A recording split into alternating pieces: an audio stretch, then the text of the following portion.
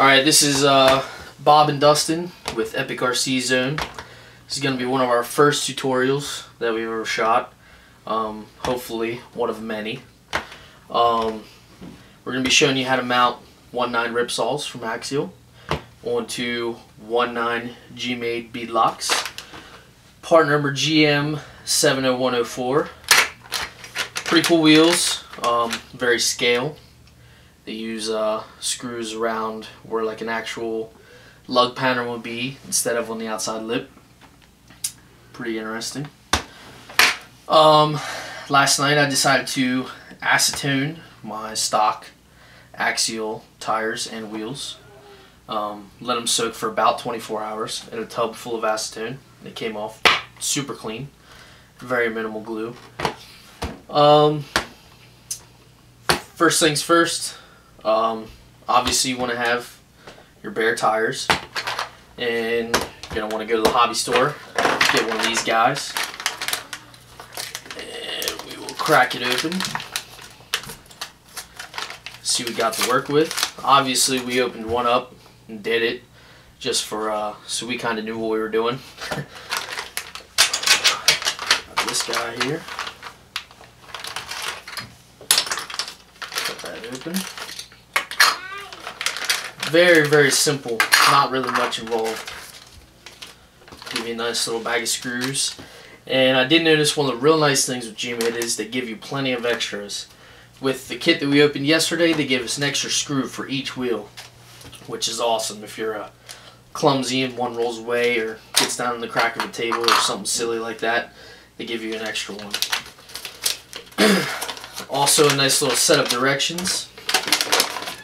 Makes it nice and easy.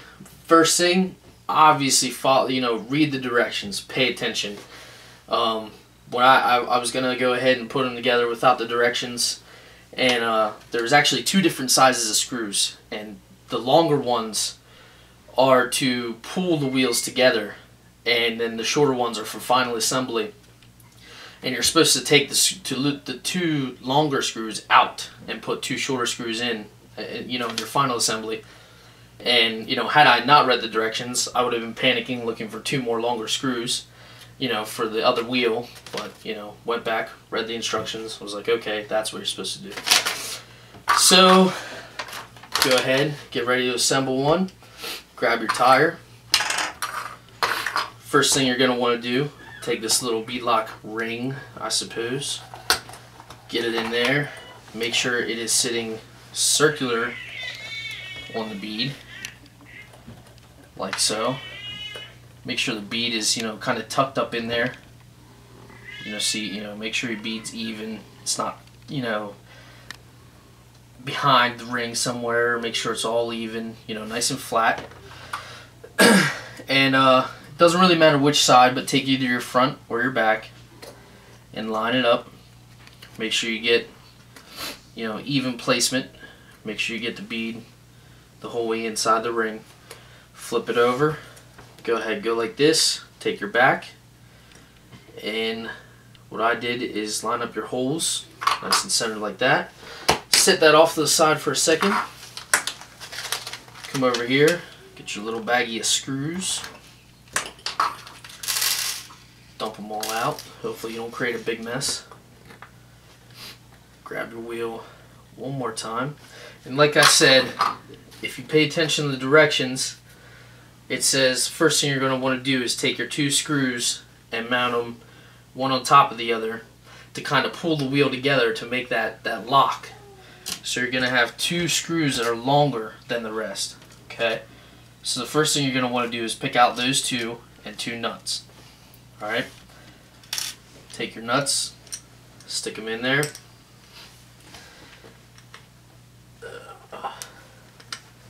Easier said than done. And then what I did is hold your fingers over those, flip it over,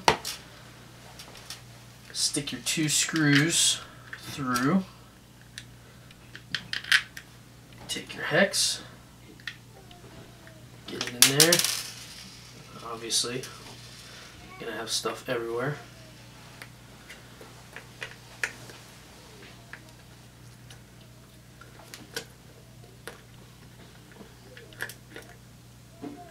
definitely the trickiest part of the whole thing is getting the first screw started. Once you have the first one started, it's cake from there. It's just getting that first line, you know, first screw aligned. Once you have that, everything else just kind of falls into place. It's super, super simple. Get that one in there, pretty snug, not too tight.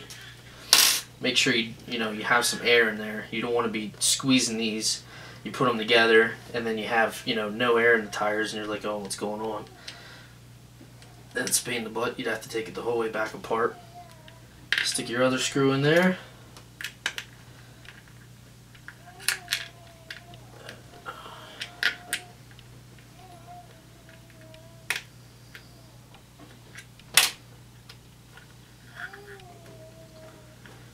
Alright, you may have to take this back off.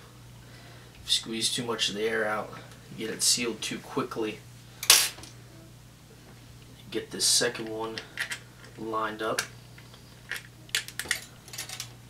Get them both started. Alright. Then before you snug them up, make sure you have plenty of air. Then go ahead and snug both of them up. You don't want to go too tight. Obviously you can strip, and possibly, even crack the outer face, because they are plastic. They're definitely not metal. Get those both snug.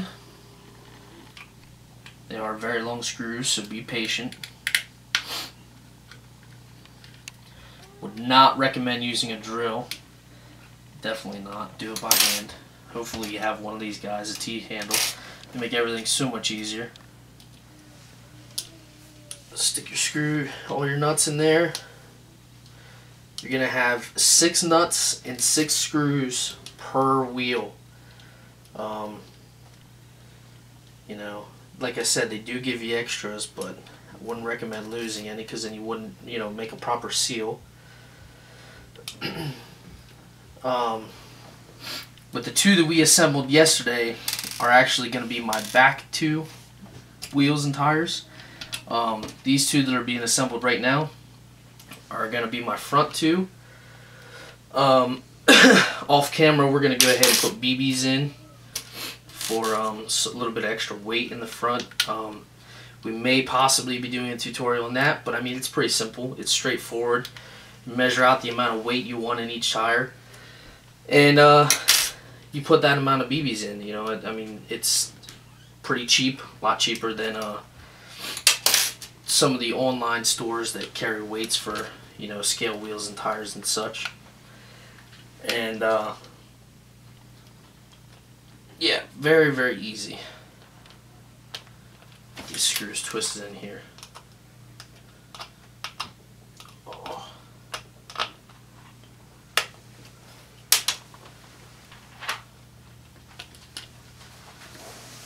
Yeah, make sure you get these nuts in here nice and flat. If you get them twisted in there, you could cross thread them. That would not be fun. The saying cross threads is better than no threads is not always true. Alright.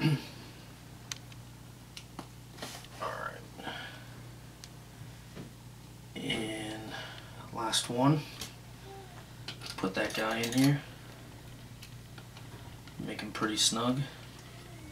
Alright, now I'm going to flip this around so you can see what I got going on. I got my 2 longer ones, on top of each other, and then the 4 shorter ones are here.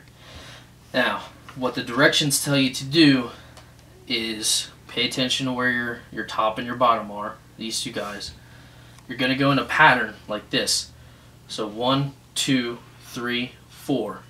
And you're going to tighten them down snug. Not over tight so you strip everything out, just snug. Alright, so we're going to go ahead and do that now. Get them all nice and snugged up. And you can already feel, with everything being snug, these are airtight. There's no air coming out anywhere, and they definitely have a nice little squish to them. I chose to go with no foams. I guess if you wanted to, you could do foams. I don't see why, because you're doing beadlocks, but if you really wanted to, you could. The main reason I'm not doing foams is obviously because of the BBs. I'm going to run BBs in here. But yeah, I mean, stock Axial films will fit in, no issues, if you should choose to do so. Alright, next step you're going to do is take out one of your longer screws. Doesn't matter, your choice, pick one. And then you're going to put a shorter one in. Snug that guy up, about as tight as the other ones. Take out your other long screw. And then get yourself another short one. Stick that guy in there.